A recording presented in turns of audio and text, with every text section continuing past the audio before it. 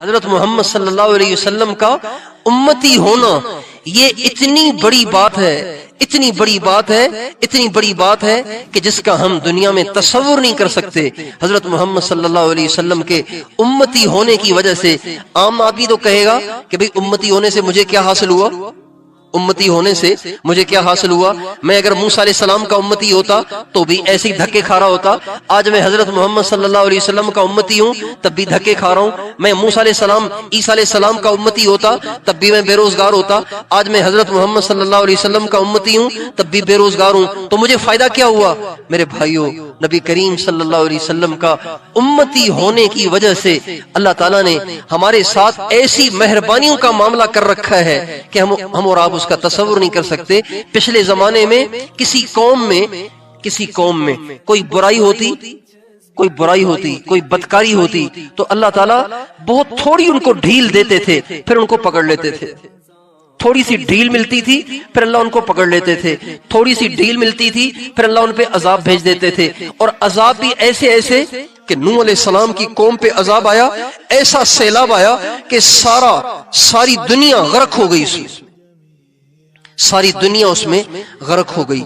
پانی نکلا تندور سے پانی نکلتے اتنا پانی نکلا کہ بالکل سیلاب کی شکل اختیار کر گیا، اوپر سے بارش دھواں دھار شروع ہو گئی، اتنا پانی برسا کہ پہاڑ بھی اس میں ڈوب گئے، اتنا سیلاب آیا۔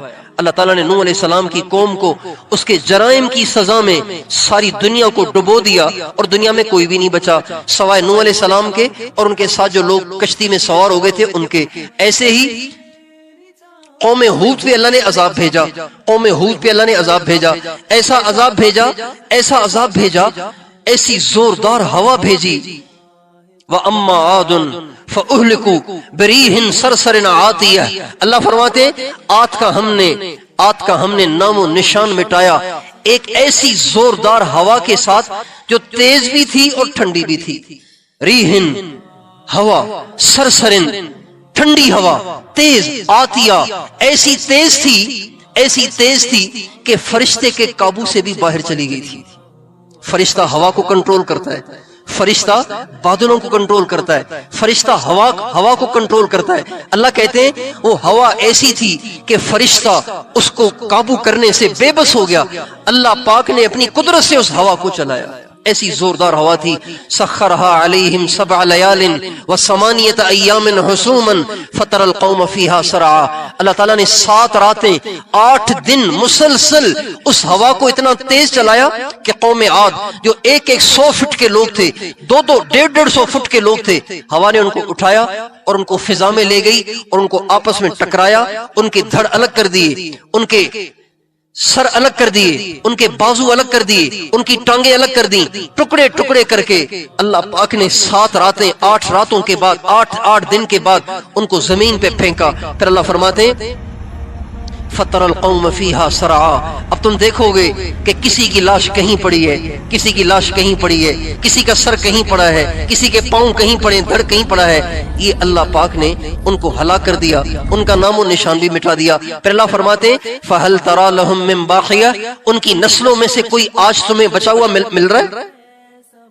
ہم گئے تھے قوم عاد کے علاقے میں، قوم عاد کے علاقے کا نام ہے وادی احقاف، یہ یمن، جنوبی یمن میں جو حضرموت کا علاقہ ہے اس میں وادی احقاف ہے۔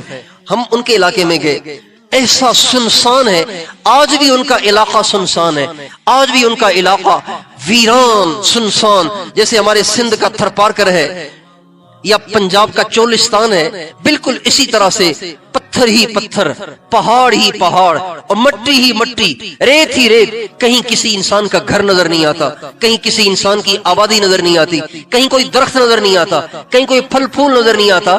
اللہ تعالیٰ نے ہمیشہ کے لیے اس علاقے کو ویران کر دیا۔ ابھی کچھ عرصہ پہلے سعودی عرب کے بارڈر سے کھدائی کرتے ہوئے ایک لاش ملی ہے، قوم عاد کے ایک آدمی کی لاش ملی ہے۔ ناپنے والوں نے اسے ناپا تو اس کی جو کھوپڑی ہے، یہ 30 فٹ کی کھوپڑی ہے، 30 فٹ کی کھوپڑی ہے۔ اس کا جسم کتنا لمبا ہوگا؟ اللہ تعالیٰ نے ان کو ہلاک اور برباد کر دیا. نافرمان بنے, اللہ نے ڈھیل تھوڑی دی, پھر اس کے بعد ہلاک کر دیا. قوم عاد پہ اللہ کی پکڑ آئی, اللہ نے ان پہ آگ برسائی, انگارے برسائے, آگ کے شعلے برسائے اور ان کو جلا کے خاک کر دیا اور ان کا نام و نشان مٹ گیا. قوم لوط بے پردگی میں مبتلا ہوئی, بے حیائی, زنا, بدکاری, برائی میں مبتلا ہوئی. اللہ پاک نے ان پہ ایسا عذاب بھیجا کہ زلزلہ بھی آیا اور پتھر بھی برسے, اور اللہ نے ان کی بستی کو آسمان پہ اٹھا کے ان کی بستی کو الٹ کے زمین پہ پھینکا اور ہمیشہ کے لیے ان کا نام و نشان مٹا دیا.